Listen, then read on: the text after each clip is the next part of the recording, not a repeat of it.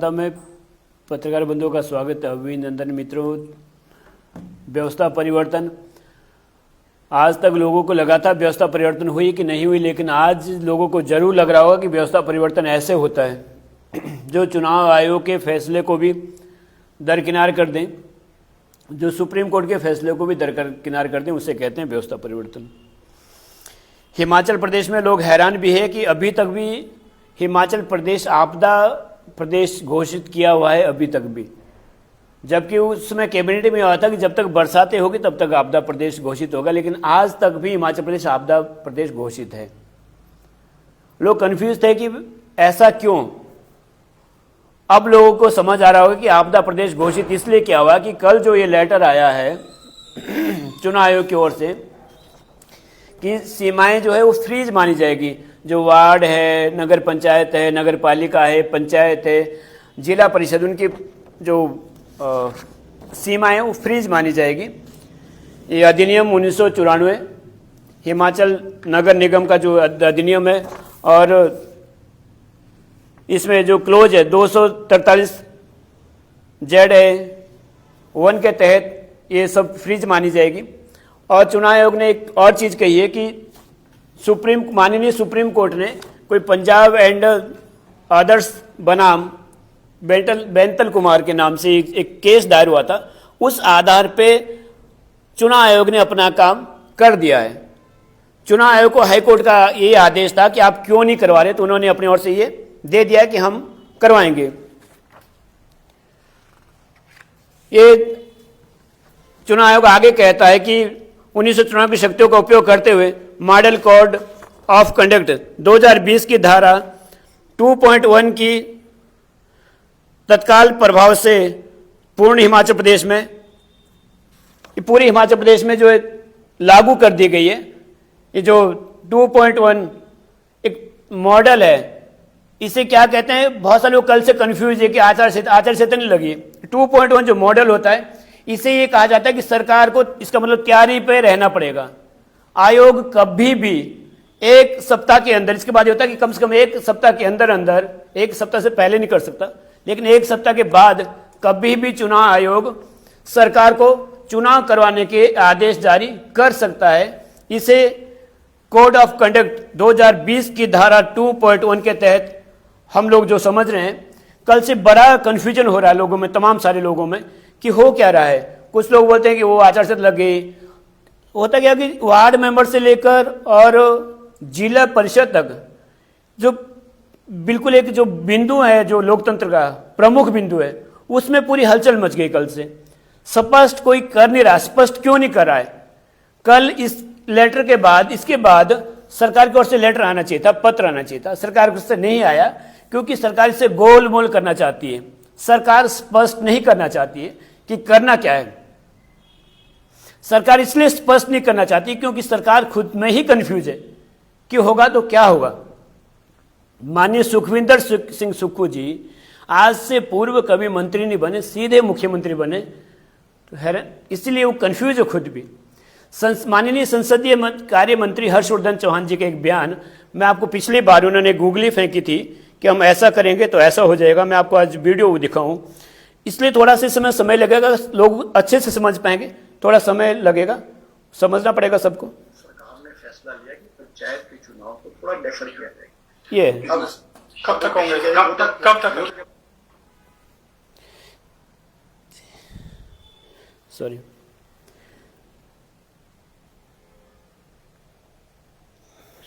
Counter objections है या applications invite करनी है, वो तो एज पर द रूल जितना भी समय होगा वो तो फॉलो करना पड़ेगा। दिख रहा ये कह रहे हैं मार्च अप्रैल में रूल्स है, रूल्स को बाईपास थोड़ी कर सकते हैं। किसी भी पंचायत का अगर कोई हिस्सा या कोई गांव या कोई मौजा दूसरी सबको दिख रहा होगा आराम से। इनके कहने मतलब ये था, ये पिछले 25 अक्टूबर को कैबिनेट में पास हुआ है कि रीऑर्गेनाइज करनी है कुछ पंचायतें, डीलिमिटेशन करनी है, पर रीऑर्गेनाइज और डीलिमिटेशन में लगभग 1.5 साल लगता है। ये सरकार ने अपनी ओर से पिछले महीने गूगली फेंकी थी कि हम इसमें उलझा देंगे तो 1.5 साल का समय मिलेगा, 1.5 साल बाद चुनाव हो पाएंगे, इसमें माननीय संसदीय कार्य मंत्री खुद कह रहे हैं कि मैं थोड़ी नहीं बनाता हूं, जो समय लगेगा। मान लीजिए अगर एक बार ये प्रोसेस चालू हो जाता सरकार का, तो चुनाव आयोग और माननीय हाई कोर्ट भी इसमें कुछ नहीं कर सकता था।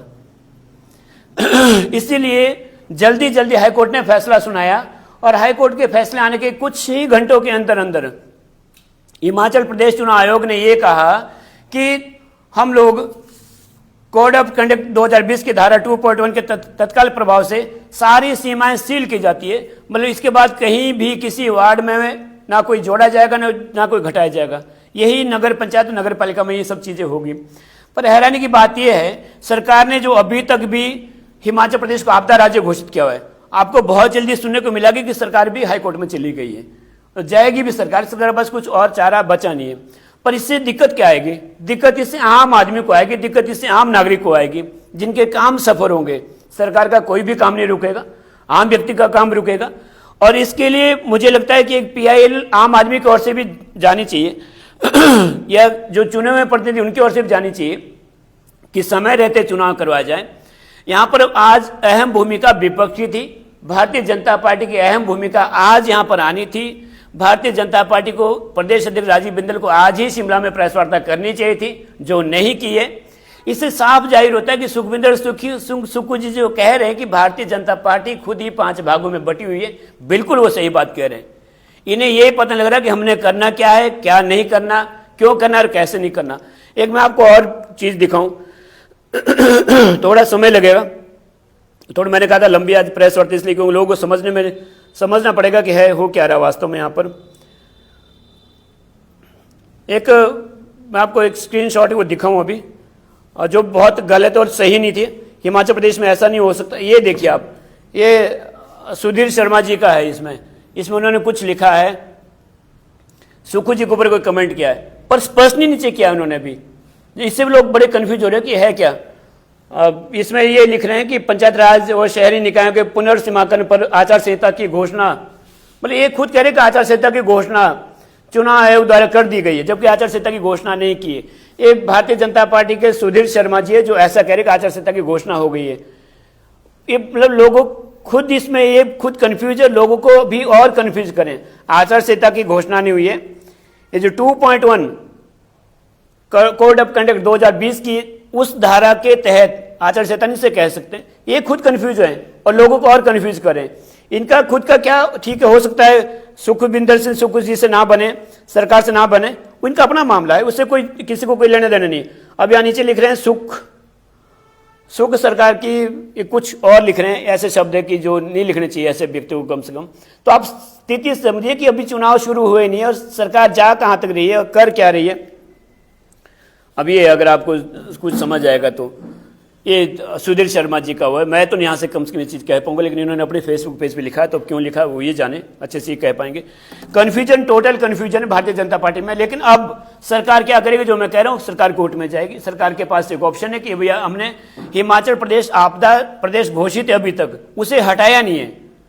अब पिछले महीने जब कैबिनेट में ये पास हुआ है कि डिलिमिटेशन होगी, तो उसके तहत भी एक समय होता है, चुनाव आयोग के पास भी एक समय था कि पिछले महीने ही कैबिनेट होने के तुरंत बाद 24 घंटे के अंदर अंदर ये जो आचार संहिता का 2.1 का मॉडल है उसी समय ने लागू कर देना चाहिए था। लेकिन आयोग भी कहीं ना कहीं इसमें दबाव में था, प्रेशर था, क्या जाने, वो आयोग का काम है, हम लोग नहीं कह सकते। पर अब सरकार भी कोर्ट में जाएगी और नुकसान होगा आम आदमी का, अब जनता का। एक निवेदन मैं ये और जरूर लोगों से करूंगा, हम आप सब यहाँ बैठे हुए, पिछली बार भी हमने यहीं से प्रेस वार्ता की थी, किसी भी तरह की अगर कोई जैसे कुछ जीव हत्याएं होती है पंचायत चुनाव में, वो बहुत दिक्कत में वाला काम है और बहुत दुख देने वाला काम होगा, मैं बता रहा हूं। पहले पिछली बार भी कहा गया था और काफी रोक लगी थी, इस बार फिर लोगों से निवेदन, इसके लिए एक दिन फिर दोबारा प्रेस वार्ता की जाएगी। पर जैसा हमारे एक प्रचलन हमने देखा भी, एक चुनाव अनाउंस हुए नहीं, उसे 6 महीने पहले, साल भर पहले आप लोग ये सब चीजें कर रहे हो, तो कहीं ये ना हो कि चुनाव लड़ने के चक्कर में आपको कहीं कोर्ट के चक्कर काटना पड़े, कहीं हाई कोर्ट के चक्कर आपको काटना पड़े, क्योंकि हाई कोर्ट ने ही जीव हत्या पे पूर्ण रूप से प्रतिबंध लगा रखा है, हमने आपने नहीं लगाया है। बकरे ने किसी का कुछ नहीं बिगाड़ रखा है। चुनाव आपको लड़ने, और चुनाव ऐसे होने चाहिए जो साफ सुथरे चुनाव हो। अगर आप चुनाव शुरू होने से पहले, प्रक्रिया शुरू होने से पहले ही आप लोग बकरे काटना, जीव हत्या करना या सुप्रीम कोर्ट या माननीय हाई कोर्ट की अवहेलना करते हो, तो ये तो कहीं ना कहीं दिक्कत वाली बात है। आज की प्रेस वार्ता में ये स्पष्ट करना था कि आचार संहिता अभी नहीं लगी है। ये एक चुनाव आयोग की ओर से एक सिग्नल होता है सरकार के लिए कि आप तैयारी कर लीजिए। आचार संहिता उस दिन लगती है जिस दिन डेट की घोषणा हो जाएगी, साथ साथ तिथि की घोषणा होगी, किसके चुनाव कब होंगे, किसके चुनाव कब होंगे, और साथ में आचार संहिता की भी कि कब, उसके अगले 24 घंटे बाद आचार संहिता लगती है। मान लीजिए आज अगर घोषणा करता है चुनाव आयोग तो कल 12 बजे या 1 बजे के बाद आचार संहिता लगती है। इन सब चीज़ों को लोगों को समझना होगा। हमारा काम केवल जाके हाथ पे उंगली पे स्याही लगवाना और वहाँ बोर्ड दबाना, बटन दबाना, मोह लगाना, यहाँ तक नहीं रहे। अगर हम लोग जागरूक नहीं हो पा रहे हैं आज भी 21वीं सदी में, अगर हमारा वोटर जागरूक नहीं हो पा रहा है तो नेता तो बेवकूफ़ बनाएंगे ही बनाएंगे। नेता ने तो बेवकूफ़ बनाना है। कांग्रेस अलग अपने कुछ फेसबुक पर डाल दी है, बीजेपी कुछ अलग अपना फेसबुक पर डाल दी है, पर आम आदमी को, आम नागरिक को, जो लोकतंत्र का मालिक है, मालिक कोई प्रधान ही लोकतंत्र का मालिक कोई एमएलए, मुख्यमंत्री या वो नहीं है। लोकतंत्र का मालिक कोई डीसी या चीफ सेक्रेटरी नहीं है। लोकतंत्र में मालिक आम आदमी है। और अगर उसे ही पता न लगे कि मेरे साथ हो क्या रहा है तो दिक्कत है। नहीं, हमें ये सारी इतने सारे क्यों फोटोकॉपी करनी थी, क्यों हमें ये सारे स्क्रीनशॉट लेके, क्यों ये सारी चीजें हमें डाउनलोड करना पड़ा? इसलिए करना पड़ा कि लोग समझें कि हमारे साथ हो क्या रहा है। आप सबका बहुत बहुत धन्यवाद। बड़ा महत्वपूर्ण विषय था, इसलिए आज इसके लिए प्रेस वार्ता करनी पड़ी। कोई कुछ पूछना चाहे प्लीज पूछ। डिलिमिटेशन शब्द है ना ये, जी, जैसे सुधीर शर्मा ने कहा कि भाई आचार संहिता जो है डिलिमिटेशन लगी हुई है, परिसीमन पे लगी है, वो परिसीमन नहीं कर सकते। हाँ, परिसीमन नहीं कर सकते, बिल्कुल पर लगी है ना, परिसीमन पर अगर उसमें अगर साफ वो कह देते कि 2.1 जो एक अभी कोड ऑफ कंडक्ट, इसमें थोड़ा लिखने में उन्होंने वो कर दिया। मैं वही कह रहा था, उनको ये लिखना था मॉडल कंडक्ट वो 2020 की धारा 2.1 के तहत अगर इतना लिख देते तो साफ और स्पष्ट था, लोग भी इसको समझ आते। लेकिन वो क्योंकि सरकार खुद उलझी और विपक्ष को और उलझाना चाह रहा है कि और उलझे वो, तो इसीलिए हमें आज ये कहना प्रेस वार्ता करनी पड़ी, क्योंकि हमें तो जनता की बात, सही चीज़ जो लोगों के सामने आनी चाहिए थी, वो कहने का उनका ये मतलब होगा।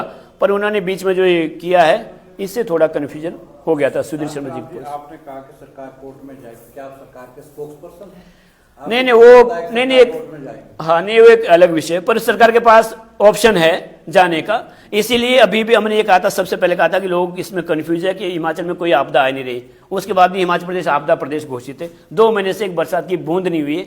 तो इसीलिए सरकार ने वो रखा हुआ है कि हाँ हमारे पास लास्ट में कुछ और नहीं, तो ये तो है ही है कि अभी तो जी आपदा स्टेट है। बोला कि हिमाचल आपदाग्रस्त प्रदेश है, लेकिन सरकार तो 3 साल का जश्न मना रही है। सरकार 3 साल का जश्न मना रही है और बीजेपी इसके लिए अलग से एक विषय प्रेस वार्ता हो सकती थी, पर आपने आज ही पूछ लिया तो ये तो बहुत दुखद है। और जश्न भी आप मंडी में मना रहे हो, जहाँ सैकड़ों लोग चले गए, जहाँ दर्जनों गांव का नामो निशान मिट गया। ये तो सरकार के ऊपर बहुत बड़ा ये काम तो भाजपा में, वही तो कह रहा हूँ, भाजपा को करना चाहिए था। भाजपा को आज रोड पे उतरना चाहिए था, सभी जिलों में आंदोलन करना चाहिए था भाजपा को। अब इसकी बात करें वो अलग बात है, हमारी प्रेस वार्ता सुनने की बात करें वो अलग बात है, लेकिन ये काम भाजपा को करना चाहिए था। जश्न किस बात का मना रहे हो? एक 9 महीने की गुड़िया बेचारी जिंदा बच गई, पूरा परिवार खत्म हो गया, जश्न क्या इस बात का मना रहे हो? 2 दर्जन से अधिक गांव का नामो निशान मिट गया, जश्न क्या इस बात का मना रहे हो? 250 से अधिक मकान खत्म हो गए, जश्न क्या इस बात का मना रहे हो? 750 से अधिक लोगों ने अपनी जान गंवाई, जश्न क्या इस बात का मना रहे हो? और हिमाचल प्रदेश पिछले 6 महीने से आपदा प्रदेश घोषित है, जश्न क्या इस बात का मना रहे हो? हिमाचल प्रदेश पंचायती चुनाव नहीं करवा पा रहा है, वार्ड मेंबर के चुनाव नहीं करवा पा रहा है, जश्न क्या इस बात का मना रहे हैं वो? फिर विषय मेरा नहीं था, ये तो भाजपा यहाँ से उठा लेंगे। राजीव बिंदल जैसे ही मास्टर है उठाएंगे कहीं ना कहीं, तो ये इशू बोलेंगे बाद में। खैर अलग विषय था, आपने पूछा तो अब मुझे वो जवाब देना पड़ा। सरकार चुनाव क्यों टालना चाहती है? सरकार चुनाव इसलिए टालना चाह रही कि अगर 700 पंचायतें नहीं बनती है तो लगभग 700 करोड़ उसमें खर्चा है, और अगर चुनाव इसी स्थिति में होते लगभग 1000 करोड़ से अधिक का खर्चा इस स्थिति में है, तो लगभग 1700 करोड़ रुपए सरकार के ऊपर एक पड़ने वाला, वजन पड़ने वाला। पहली बात। दूसरा, सरकार की स्थिति बहुत अच्छी नहीं है। अगर ये प्रधान या उप प्रधान खैर नहीं होते, जिला परिषद के चुनाव इस लेवल पे होते हैं, अगर होते हैं तो सरकार इसमें पिछड़ जाएगी। एक मैसेज बहुत गलत और बहुत